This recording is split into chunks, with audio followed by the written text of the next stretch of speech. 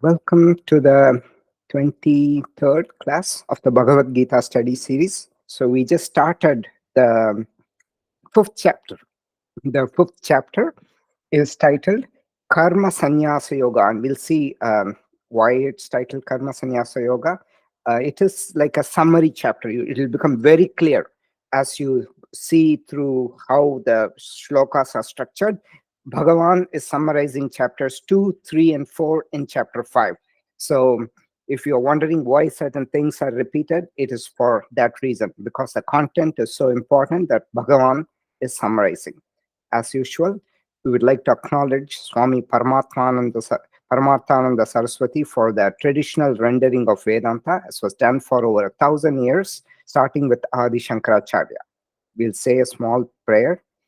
Om Shri Gurubhyo Namaha Sadashiva Samarambam Shankaracharya Madhyamam Asmadacharya Paryantam Pande Guru Paramparam. Salutations to the lineage, starting with Lord Sadashiva, with Adi Shankaracharya in the middle, and continuing up to our immediate teacher, Swami Paramarthananda Saraswati. Okay. So, as I mentioned, the fifth chapter is like a summary chapter. And the reason it is called Karma Sannyasa Yoga, it's nothing special. It's a summary chapter. He's not talking about Karma Sannyasa just because it starts with Sannyasam Karmanam Krishna. So, Arjuna asked this, so it's just titled Karma Sannyasa Yoga. And there are some chapters where the title has nothing to do with the contents. Eighth chapter is one such example. It's called Akshara Brahma Yoga because Bhagavan's teaching there, it starts with Aksharam Brahma Paramam. So that's why it's called Akshara Brahma Yoga, even though the content is all about Prayana Kala Smaranam. So what you have to think about just before death. So there are some chapters where the name exactly tells the most important topic covered, like Karma Yoga or Jnana Karma Sannyasa, third and fourth, whereas Sankhya Yoga in the second, whereas in this one, it is just the incidental name. Okay. So again, you will find a certain thing happening in the first Shatkam. Again and again, Krishna, Arjuna, they talk about this Nishtha Dvayam, which is two paths, two lifestyles. One is a sannyasa lifestyle, one is a grihastha lifestyle. Krishna is very clearly telling Arjuna, grihastha is better for you. And why is this happening again and again? Because you have to remember the big picture. The Bhagavad Gita is the essence of the Upanishads. There's nothing new in the Bhagavad Gita. Bhagavan has left, right, center, taken stuff from the Upanishads. So he's trying to condense it for the common person. And in doing so, he's not going to say, oh, these renunciants who go just sit in a cave, meditate and study the scriptures, they are better. Bhagavan glorifies the life of a grihastha, a householder. And this logic is called Nahi Ninda Nyayam. So, where you glorify, you put something down and you glorify another thing. So, you can very clearly see it here. Shri Bhagavan Uvacha Sannyasa Karma Yogascha Nishre Karavu Tayostu karma sannyasat karma yogo vishishyate. So Bhagavan says both renunciation, that is a sannyasi life, and karma yoga lead to the highest goal. But of these two, karma yoga is superior. Very clearly, he says to renunciation of actions. So how do we know that this is actually what Bhagavan intends? That is, he's trying to uplift a not so great thing by putting something else down. Because Shankaracharya, in the commentary, he adds a footnote. And what does Shankaracharya say? Shankaracharya, you have to remember, this is like a joke. He is a big proponent of sannyasa. So For Shankaracharya, just the word human being refers to a sannyasi. That is how he just glorified sannyasa. So here, exactly the opposite thing is said of these two. Karma yoga or the grihastha lifestyle is superior. So Shankaracharya puts a footnote and says, what actually Bhagavan means is nahi ninda nyayam. Not nahi ninda means blame, censure. So it is not really blame. It is seemingly blaming something to uplift, show something as big, something ordinary. If you want to highlight, you put everything else around it down and then you highlight it. So that is the logic used here. But Bhagavan says both lead to the highest goal. And then he says, know that a person to be a constant sannyasi, renunciant, who neither hates nor craves.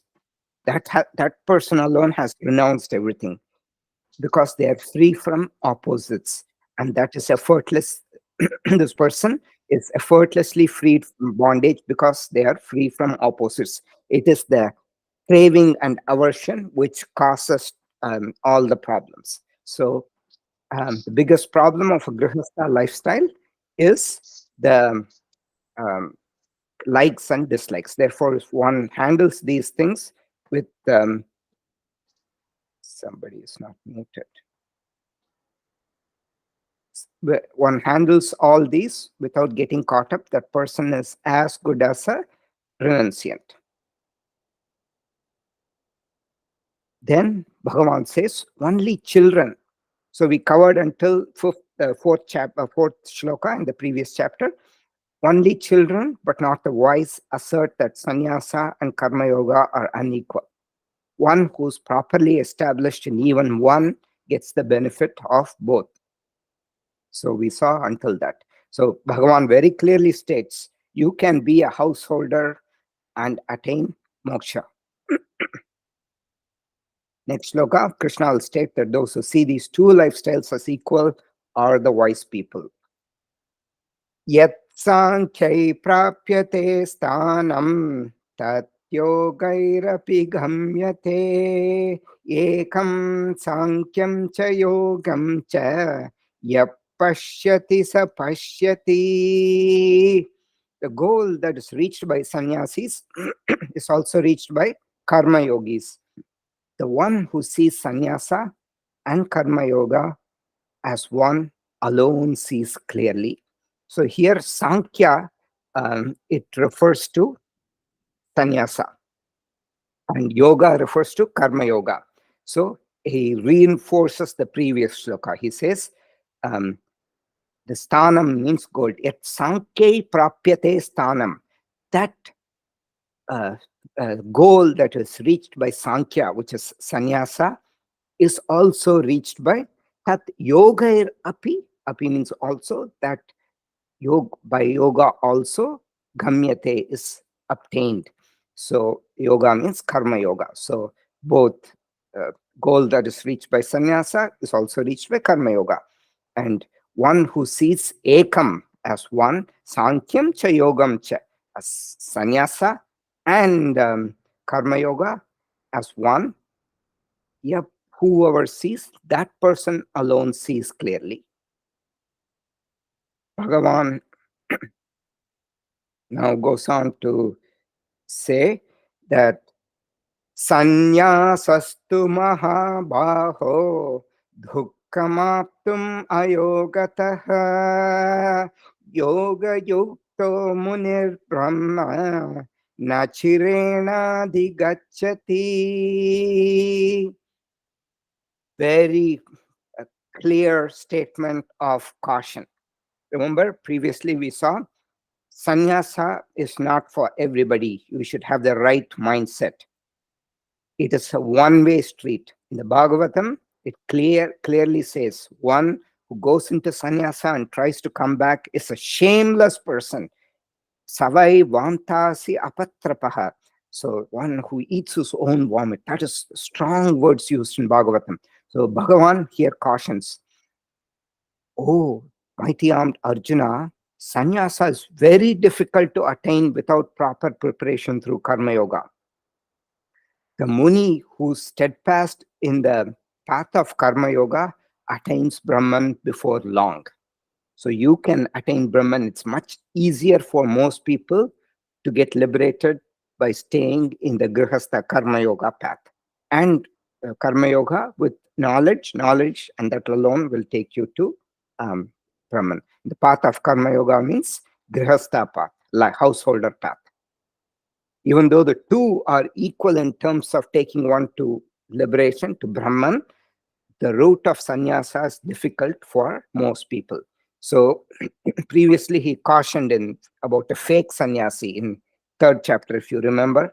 Karmendriyani samyamya ya aste manasasmaran indriyartan vimudatma mityacharasya uchyate. So he cautions that one who's restraining all the organs of action, right? He's not doing and sitting and meditating and thinking about all this in a mind, because this person is calling himself a sannyasi, he or she, and sitting and thinking about all those objects of attraction. That person is a fake sannyasi. It's clearly cautioned previously. Okay. So this brings us to the end of the first portion of the summary chapter, right? The fifth chapter, first portion, is about the Nishta Dvayam, the two lifestyles, Grihastha and Sannyasa.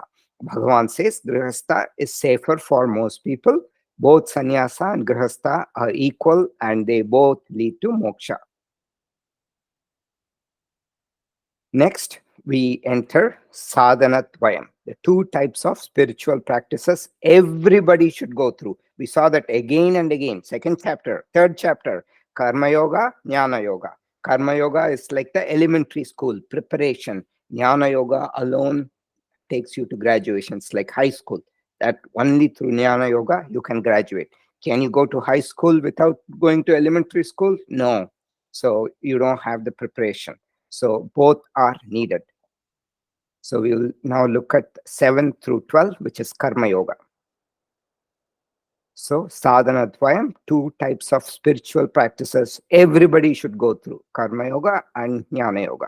In the sannyasi lifestyle, the person's already well prepared, so their Karma Yoga is small. Most of the time is Jnana Yoga. Grihastha lifestyle, more Karma Yoga. And even the day-to-day tasks, do it as Karma Yoga, offering onto something bigger. That is Bhagavan Krishna's message. So this question was also asked by Ravi. How do we are all so busy? How do we do this? Think of this as a higher goal, offering onto something bigger. That is Bhagavan's uh, suggestion for the path of Grihastha, where there's more Karma Yoga and you have less time, obviously, since you're busy with raising kids, earning a living, all that stuff. So Jnana Yoga is less, but still it's adequate, Bhagavan says.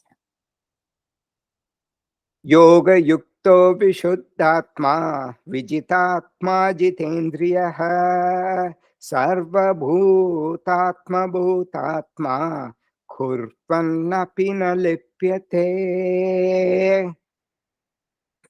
One whose mind is purified by being steadfast in karma yoga, who has mastered the body and the senses, and who has realized oneself as the same self in all beings, is not affected when doing actions. So this is an important shloka because it completely summarizes the two-step process and also karma yoga. So very clearly, see, let's read this properly. It all yoga yuktaha, vishuddhatma, vijitatma, jitendriyaha, sarvabhutatma, bhutatma. These are a person who has achieved all this by practice.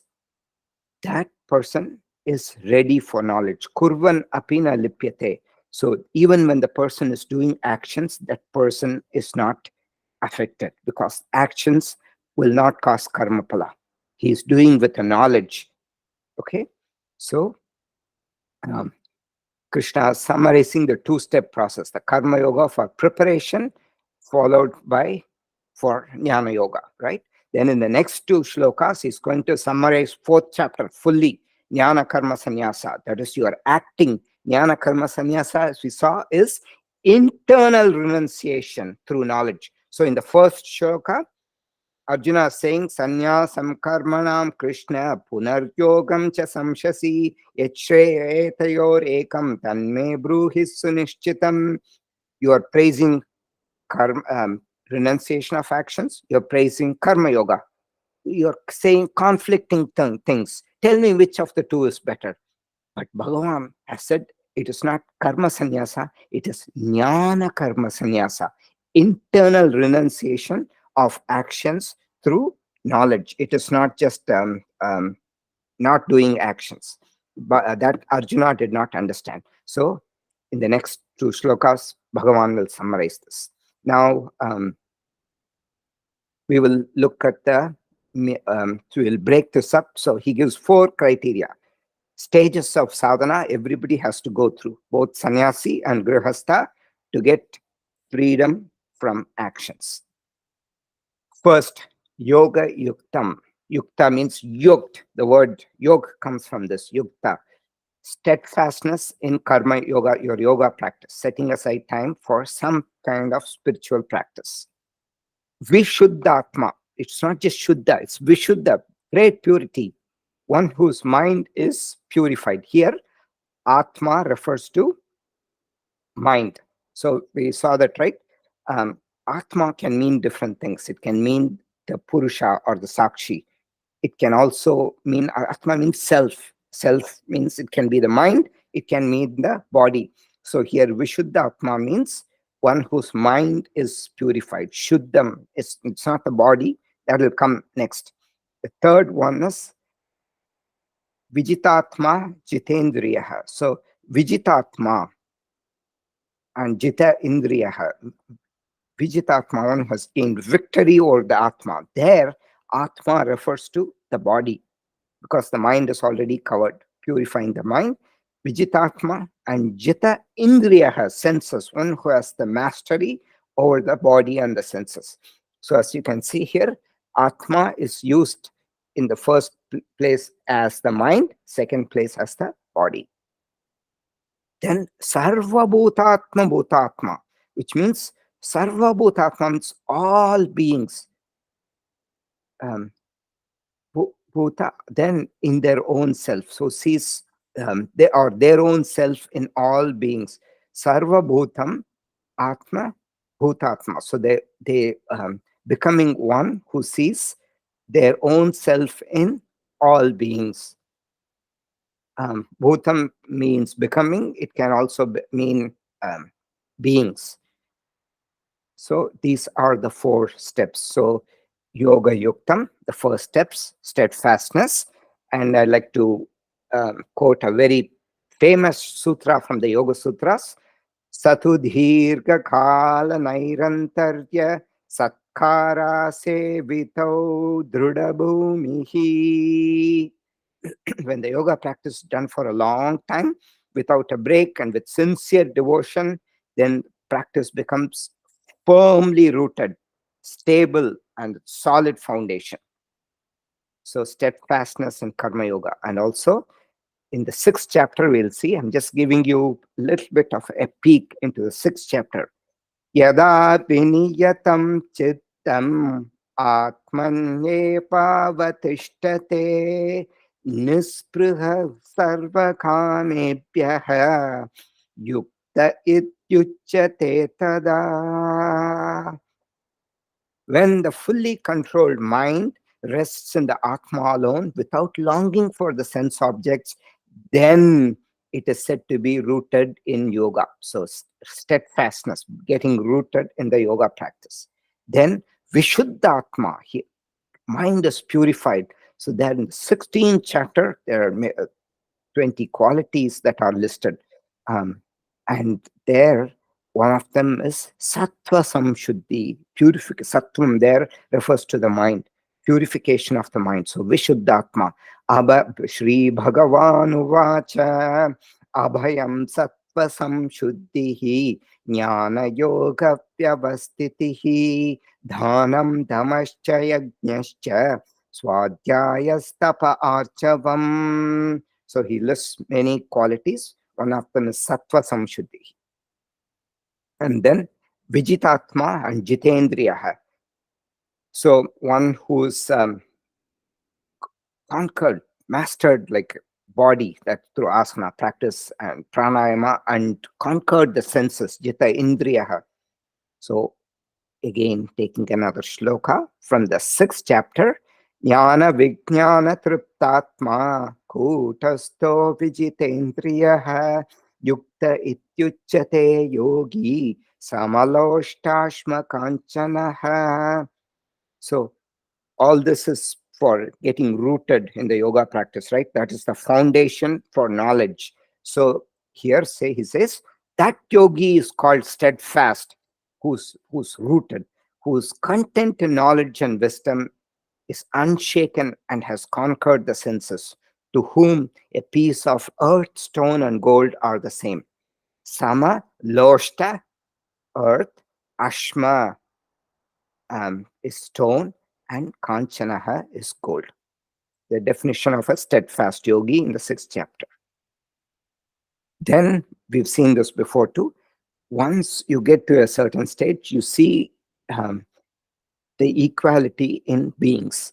So that yogi sees the same everywhere. So this person won't abuse nature. They won't be cruel to other animals, and they won't be cruel to other people. सर्वभूतस्थमात्मानं सर्वभूतानि चात्मनि ईक्षते योगयुक्तात्मा सर्वत्र समदर्शनः. I'm giving you a peek into the sixth chapter on the yogi. So they, rooted in yoga, see their self in all beings and all beings in their self. They see the same everywhere.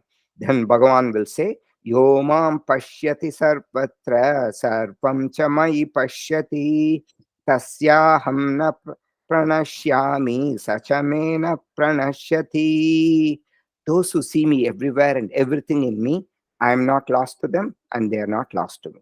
So these are the 4 steps for purification, the karma yoga part. These are how one progresses. And then finally, Bhagavan says, Kurpan apina lipyate.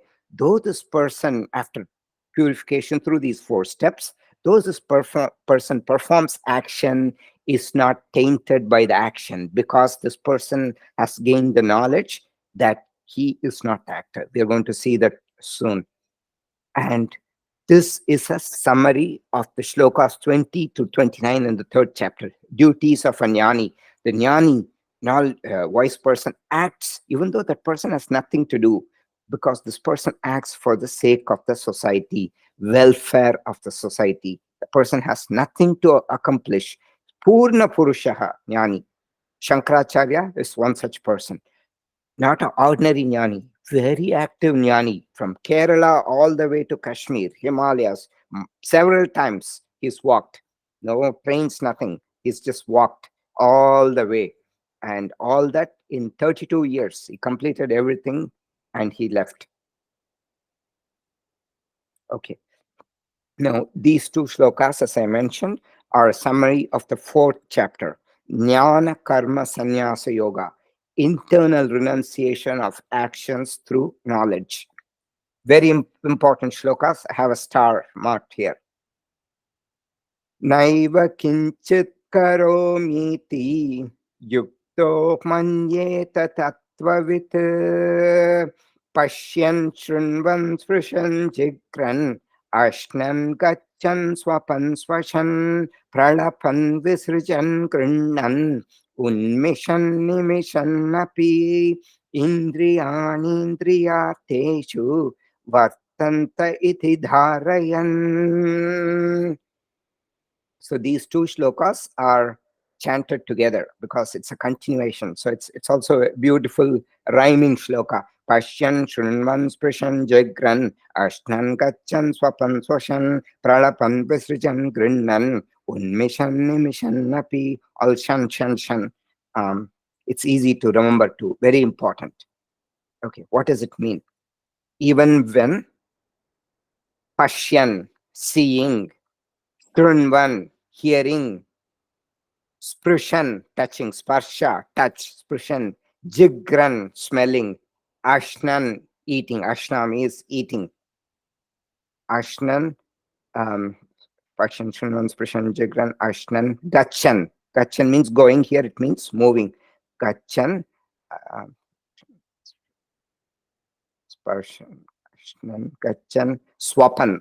Swapan literally means sleeping. Here it means reclining and taking rest. Swapan, reclining. Swashan, swasha is breath, right? Swashan means breathing.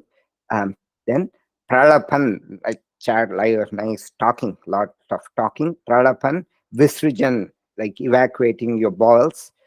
Um, Grihnan, grasping, getting, obtaining something. You want something, grasping, you take, getting it. Um, Unmission, opening the eye, and nimishan, closing. The word minute, nimisha, it comes from this, the time take, or second, takes time taken to close the eye.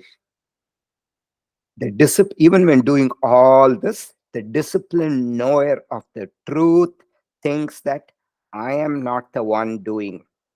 Okay. Um, Pashya yukto manyeta tattvavit. So the steadfast person, disciplined knower of the truth, thinks that tattvavit, one who knows the truth, thinks that naiva kinchit karomi iti. Naiva, I'm not doing anything. Naiva kinchit karomi, I'm doing iti. Thus, they know and fully knows fully well that it is the indriyani indriyarteshu, the senses or sense organs which are engaged with the sense objects. That is the cause for all these things to take place. But I, the sakshi, the witness principle, the consciousness, I am not doing anything. In my presence, all these things are happening. I am unsullied because I am just providing. In my presence, this entire mind body complex comes alive, and in my presence, they are doing it. Okay.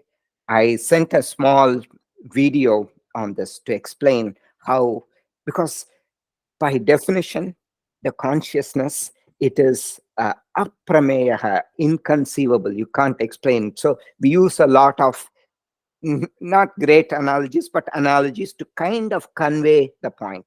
So we use the analogy, electricity analogy. So electricity, it brings the light. So light bulb glows. In another thing, the fan produces air. So it's like two people, the same consciousness in one person. The person behaves differently, another person behaves differently.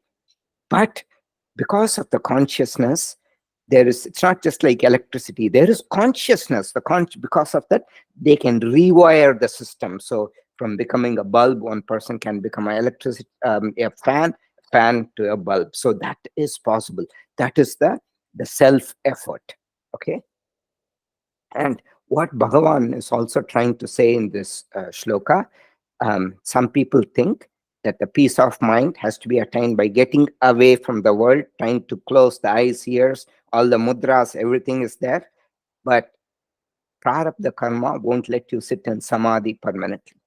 You have to perform actions. The only way to escape karma pala from actions is through knowledge, jnana karma sannyasa. ब्रह्मण्याधाय कर्माणि संगम त्यक्त्वा करोति यः लिप्यते न स पापेन पद्मपत्रमिवाम्बसा.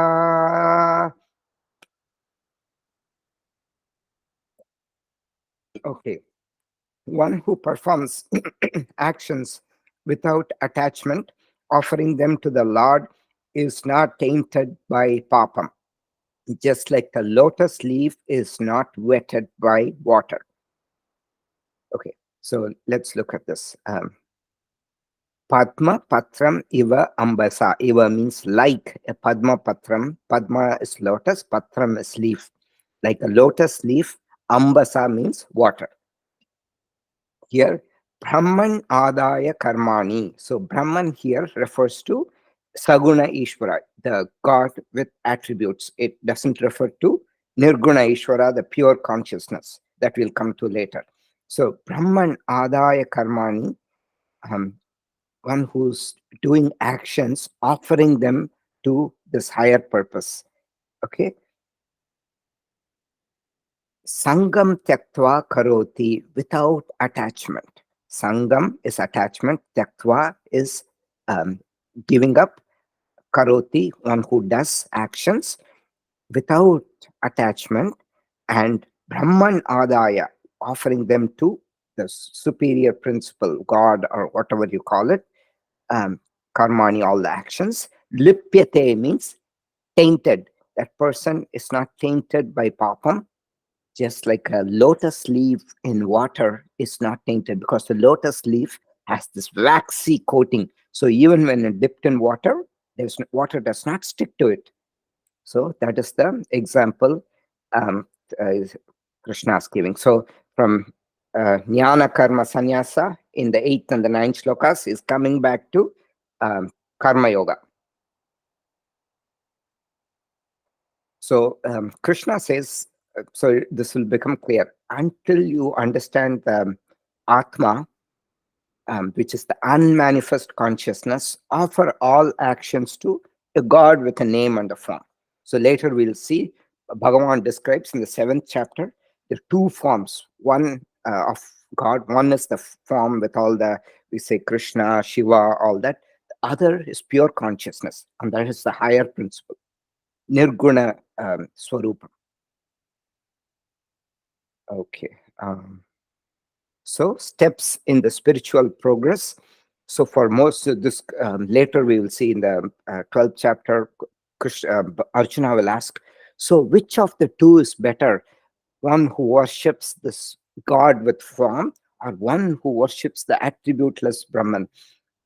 Krishna will finally say the worship of the attributeless Brahman is the final step. But it is very difficult for somebody to worship something which doesn't have form. So world dependence, so you're dependent on something. You always feel, oh, I'm the wealth, my house, everything will keep me secure. But we know that all these things are not permanent. So Bhagavan says, switch from world dependence to God dependence. That is Karma Yoga. That's how he's describing Karma Yoga here. Then God dependence to consciousness dependence, self-dependence is Jnana Yoga. Okay, so let's look at it a little more. So in the previous shlokas, it says Brahmanyadaya Karmani, offering everything for a higher purpose. Similarly, in the Yajnas, we saw offering everything for a higher purpose as worship. So world dependence to God dependence. Then God dependence to self-dependence. So you will be wondering, why is Bhagavan saying worship the Brahman and he's now saying worship the self? Because the self, Atma, it is the same as Brahman. It is like inner space and outer space. Space is one thing. Space inside the house, space inside, outside, they're all connected. It's just one continuum. So it's easier to, it is actually the way to worship, get to Brahman, is by understanding the self. This will become clear. I'm giving a sneak peek overview of what will come in the 13th, um, uh, 12th and 13th chapters. So, and what does Krishna mean by offer all actions to Brahman? Here, Brahman is Saguna Ishvara, Ishvara with form, Krishna, all that. Do actions sincerely and wholeheartedly in preparation for a bigger purpose, which is moksha. Then actions become puja or worship. He doesn't say, go sit before idol and put flowers. He doesn't say that. Do even your yoga asana practice can be offering for a higher purpose, to prepare for moksha. So the three conditions by which actions become karma yoga. First, he says dedication for a higher purpose. God, Brahman adaya karmani, sangam tyaktva karoti yaha, non-attachment to results. And the third condition is going to give in the next shloka. कायेन मनसा बुद्ध्या केवलैरिन्द्रियैरपि योगिनः कर्म कुर्वन्ति सङ्गं त्यक्त्वात्मशुद्धये. Kaya means body, manasa is mind, buddhi is intellect. So kayena manasa buddhya, the karma yogi performs actions solely for the self-purification using the mind, body, mind, and intellect and the sense organs without attachment. So this person is using the body, mind, intellect, and the sense organs solely for self-purification. Kayena manasa buddhya kevala indriyairapi. Kevala means just solely. Yogina karma kurvanti. The yogi does karma. Sangam tyaktva, without attachment. Atma Shuddhaye, for self purification. Here, Atma means just self, the entire mind body complex. So, the yogi does yogina karma kurvanti. Yogi does actions solely for the purpose of Atma Shuddhi, self purification. And how does he do? Sangam Tyaktva, without attachment, and using what? Kayena means by the body, with the body, using the body, Manasa Buddhya, and Indriya, the mind, body, intellect, and the sense organs.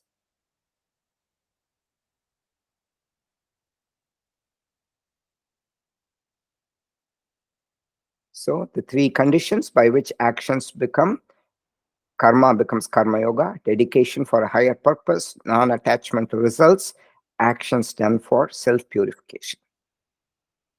And so even asana practiced, done as offering for self-purification, is karma yoga, because the biggest enemy of a human body, it's quoted in the Vedas, alastyam hi manushyanam sharirastu mahan ripuhu.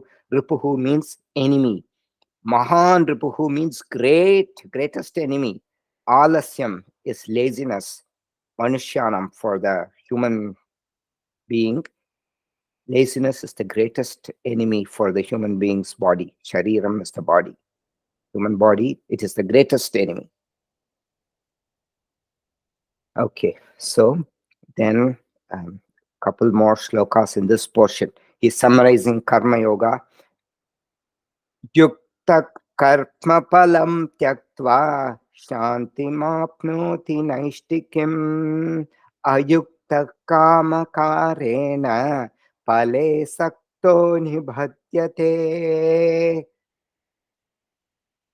That steadfast yogi, renouncing the fruits of actions, attains a state of highest peace. Whereas one who is not steadfast in the path of karma yoga, due to craving desires, seeking the fruits of action, is bound. Bound to what? Samsara. So, phale sakto nibhadyate. Strongly baddha, bound. It's strongly bound. Phale sakto, searching for palam, that is fruits of actions, nibhadyate.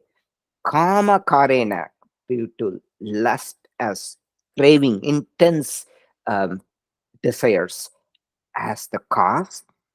Ayuktaha, the one who's not steadfast in yoga.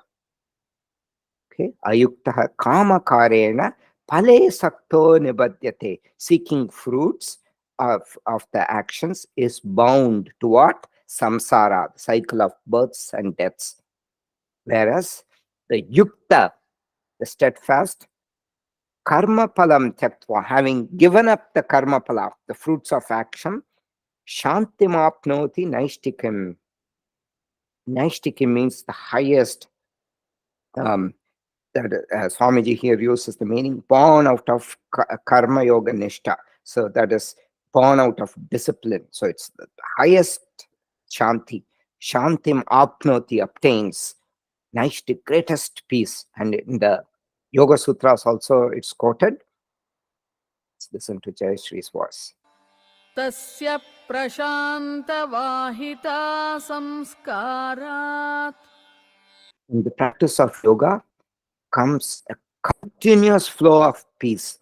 Prashanta vahita samskarat, when it becomes part of your subconscious, in your nature, it's ingrained in you, in your samskara. Samskara are the imprints. It is imprinted on the body. When yoga becomes imprinted on the body, prashanta vahita, flow, vahita, flow. From this comes continuous flow of peace. Okay, so we covered Nishtadvayam. We saw the two lifestyles. Okay, Bhagavan is summarizing everything. And we saw in the Sadhana Dvayam, we saw Karma Yoga 7 through 12. Now we will go into the Jnana Yoga portion. Are there any questions so far? Ready? Okay, no questions, looks like. Are you guys all there? Okay, yes, I can see a hand. Okay. Then, I'll, yeah, sorry. Um, so at when they are talking about doing the karma in the material world, are they just talking about our daily duties as a householder or a professional or anything like yeah, that, or are they talking about rituals and yeah. spiritual practices? Yeah, very good question. So Bhagavan's very in many shlokas he has said, just convert your Brahman adaya karmani sangam tyaktva karoti. um, Act, make it all the common things that you do it with these three intentions. That dedication to a this is three conditions by which your regular day-to-day actions become karma yoga. When it's done for a higher purpose, it's so easy. You don't have to do like pranayama, sit and do apane juhvatik pranam, prane prana tata pare pranayama gati rutva all these things. You don't have to do all that. Just do these simple things. That's enough too. So like dedication for higher purpose, non-attachment to results, actions done for self-purifications. You regular with this intention without attachment to results. If you do, the karma becomes karma yoga. Is that clear, Anjana? Yeah. Yeah. Thank Bhagavan also, he talks about this yajna, this well, like tapas, the detailed things. He talked in the previous chapter, he gave about a whole bunch of yajnas, right? you. Dravya yajna, and then kind of finally culminating with jnana yajna, yoga yajna, swadhyaya yajna, restraint, fasting, all those. Yeah. That's also one option. He's giving all these options. But if you're not able to do this, just do regular actions with these three purposes. Okay. Thank you. Okay, now comes the Jnana Yoga summary. So, we saw sadhana dvayam, two types of spiritual practices everybody has to go through, like elementary school and high school. Jnana Yoga is the main theme of chapter 5. And what is Jnana Yoga? It is systematic and consistent study of Vedantic scriptures for a length of time under the guidance of a competent guru. So we are studying these using the discourses of Swami Paramarthananda Saraswati, who's authority. So, and it's a systematic, consistent study. So we have to do it consistently every week for like almost 2 years. That is considered a Jnana Yoga. Okay, so 13 through 21 of this is Jnana Yoga, which is a central topic of this chapter. Karma Yoga, Swamiji says, is only an incidental topic. Jnana Yoga, eventually it is the jnanam that I am not the body, I am not the mind also. I am the consciousness who is functioning through the body. So I am transacting through the mind body complex, but I am not the mind body complex. So the 5th chapter is going to talk about this in detail. This is a very important shloka. It's actually quoted in a lot of places. It's beautiful shloka also. It's worth memorizing. In addition to the 8th and the 9th shlokas, the Pashyan Shrinman, it's also nice rhyming shloka. Sarva-karmani manasa samyasyaste sukham pashi navadvare pure dehi naiva kurpanna karayan. So this is also kind of like a continuation. 13th and 14th are together, but usually it's chanted, studied separately. Okay. Sarva karmani manasa sanyasya. So renouncing all actions mentally. This is jnana karma sannyasa with knowledge. Sanyas aste sukham vashi, the self-controlled, happy self-controlled person.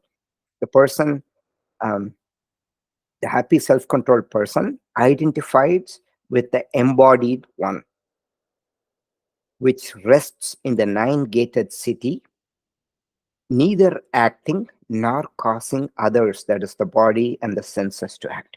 This is a very, very, very, very important shloka.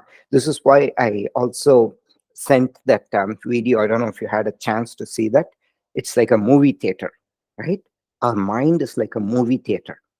The projector light, that is like the consciousness, the dehi.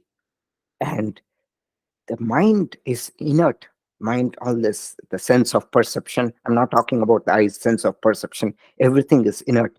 But when it's reflected, when this light shines on the screen and all this, the film, it's like the contents from the senses, right? They're passing through and it's projecting an image on this chitta.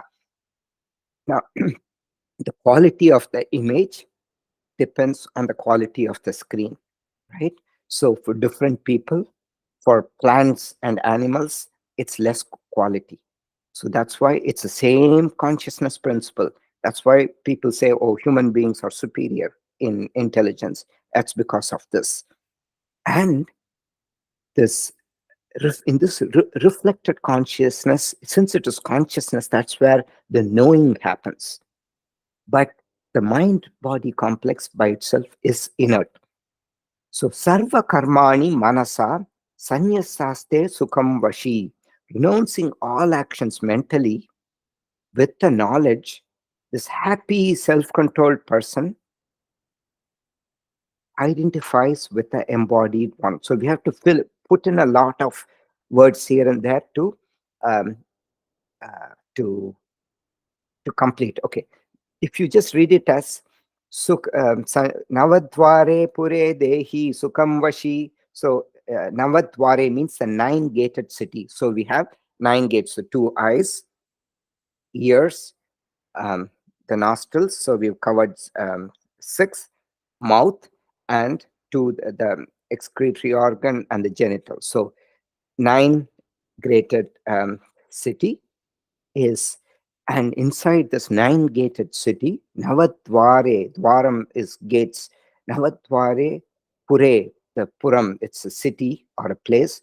Within this 9-gated city, Dehi, the embodied one. Look at the beautiful words, the Dehi. This is a word that's used again and again. Dehi nityamavatyoyam, Dehe sarpasya bharata, tasmad sarpani bhutani, natvam shochitumarhasi. Second chapter. Dehi is always happily in the body. Dehi nityam avadyo, it is indestructible. Dehe, all in all beings it is there. So the Dehi rests. Now, if you just read it as Navatvare Pure Dehi Sukham Vashi. Vashi means the self-control, which very happily exists. Then you are giving some attributes to the Dehi. Say it's the Atma sitting, it's a self-controlled Atmas, all that. No. So that's why you have to fill in. It is you can't say self-controlled embodied one, because the embodied one is beyond all that, the Dehi. So you have to read it as the self-controlled person who identifies with this embodied one. So this self-controlled person, this person thinks, I'm not the doer. I am the consciousness that is giving, bringing everything to light. This is so, so important. Again and again and again and again, we'll see that. Throughout the Bhagavad Gita, this is what is emphasized. Throughout the Yoga Sutras, this is what is emphasized. That you are the consciousness. So you don't have to worry. You're supreme. Even though it is, you look small. Remember in that, if you, I would recommend that you see that video on the movie theater. There, I've given this analogy given in Vedanta. Why? So in Vedanta, Aham Brahmasmi, I am Brahman, it says. And you're saying, you'll say, you are, we are just like useless, good for nothing. And you compare yourself with God? How ridiculous it is. But that's actually the thing. This, it's the same consciousness. When the consciousness is reflecting of a small thing, like in a convex mirror, you see a small image. Or when it's reflecting off a dull surface, dull light. When the same sun is reflecting in the universe, you get like a splendor, right? So the Bhagavan's reflecting medium is the entire universe. It's reflecting of that. Our reflecting medium is this puny mind and body. It apparently looks like a convex mirror produces a small image, a concave mirror produces a large image, like that. It looks small and big, but it's the same the consciousness principle, which is illuminating both. So renouncing all actions mentally, the happy self-controlled embodied the person, identifying with the embodied one, which rests in the nine-gated city, neither acting nor causing others to act. So the Atma, the Dehi, it doesn't cause actions at all. It just illuminates whatever is near it. Next is also a very important shloka, continuation of this. Nakartrutvam nakarmani lokasya srijati prabhu nakarma pala sanyogam swabhavastu pravartate. So first, I'll just like to point out the chanting rules. Lokasya srijati prabhu. You don't say lokasya srijati prabhu. So it's like it just goes as one word. Lokasya srijati prabhu.